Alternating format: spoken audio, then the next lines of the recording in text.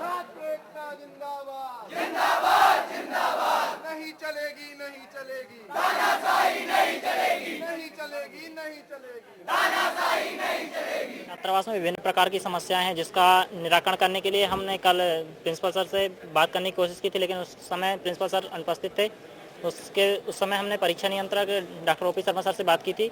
उन्होंने आज आने के लिए बोला था कि सर से बात कर लीजिएगा। आज हम लोग आए हैं प्रिंसिपल सर से बात करने के लिए, लेकिन अभी तक हमें कोई भी आश्वासन नहीं मिला है कि हमारी समस्या का निराकरण कब तक हो पाएगा। हमने पिछले साल जब हमारा छात्रावास दिवस आयोजित किया गया था उस समय हमने छात्रावास की पुताई के लिए दिया था, लेकिन आज तक पुताई नहीं हो पाई है। और बात की जाए यदि पंखों की, हम जैसे मैनेजर से या वार्डन से बात करते हैं कि सर पंखे कब तक सुधरेंगे, लाइट कब तक सुधरेगी।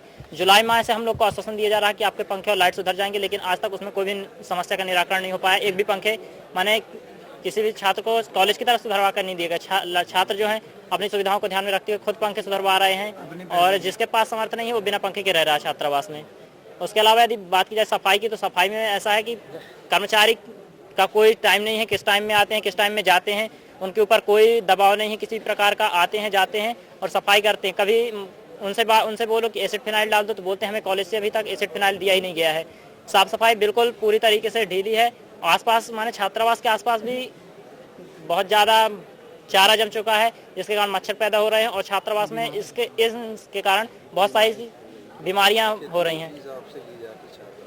छात्रावास में यदि बात की जाए तो पहले सेमेस्टर में जो फर्स्ट सेमेस्टर में छात्र आता है उसमें 4720 रुपये लिया जाता है, जिसमें 1500 रुपये कौशल मनी होती है, और जब छात्र सेकेंड ईयर में पहुंचता है तो 3300 रुपये उसकी फीस ली जाती है। 3370 रुपये या 30 पर है। महाविद्यालय के विक्रम छात्रावास के छात्र आज अपनी कुछ समस्याओं को लेकर यहाँ मौजूद हुए थे। उनसे मेरे द्वारा ज्ञापन लिया गया और मैंने कहा कि वार्ता के लिए 4 या 6 छात्र आ जाए अंदर। वो छात्र हमारे पास अंदर आए कुछ छात्र, पर बाद में बाहर के एक छात्र जो कि महाविद्यालयीन छात्र नहीं हैं, उन्होंने ज़बरदस्ती उन छात्रों को बाहर ले गए और बोले सभी से आपको बात करनी पड़ेगी। महाविद्यालय के छात्रावास में कई समस्याएँ हैं, मैं इससे पूरी तरह अवगत हूँ। इसमें महाविद्यालय द्वारा लगभग 14 लाख के विद्युतीकरण के प्रस्ताव जो हैं शासन को भेजे गए हैं। ये इसकी प्रस्ताव जो है इसकी कॉपी यहाँ पर मैं आपको दिखा रहा हूँ। इसके साथ ही शौचालय का निर्माण हुआ था जिसके लिए पीडब्ल्यूडी से बातचीत हुई, उसमें कुछ चोकिंग हो रही है।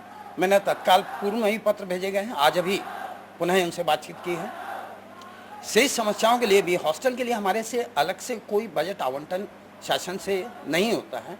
हम समय समय पर डिमांड करते हैं पर पूरा बजट मिलता नहीं है। तो समस्याएं, क्योंकि हॉस्टल लगभग 60 वर्ष से ज़्यादा पुराना हो गया है, तो समस्याएं तो हैं और उसके निराकरण का प्रयास हम लोग कर रहे हैं। प्रशासन से भी हमारे को उपयुक्त मदद प्राप्त होना आवश्यक है। अभी जो आए थे और चले गए, पूरी बात नहीं सुने, क्या कहते हैं? पूरी बात मैंने छात्रों से यही कहा था। लगभग आप लोग सभी आए थे, कुछ लोग पहले जो मौजूद थे। मैं बाहर छात्रों के साथ कम से कम 5-7 मिनट बाहर खड़े होकर बातचीत की है। उसके बाद मैंने कहा समस्याओं का निराकरण जो है भीड़ में खड़े होकर नहीं हो सकता है। मैं कुछ बोलूँ, हर छात्र बोले, तो आप 4 या 6 छात्र आ जाइए, जिसमें सीनियर प्रीफेक्ट जूनियर प्रीफेक्ट आ जाएं। बीच में 4 या 6 छात्र आए, परंतु जैसा मैं पहले बता चुका हूँ, एक दूसरे बाहरी छात्र के निर्देश पे ये सब बाहर चले गए। इसका मतलब ये है कि ये छात्रावासी छात्र जो हैं बाहर के छात्रों द्वारा प्रेरित, और इनका ये पूरा जो आज हुदंग हो रहा है उसके पीछे कुछ दूसरे तत्व हैं जो कि असामाजिक तत्व ही मैं कहूँगा तो ज़्यादा उपयुक्त होगा।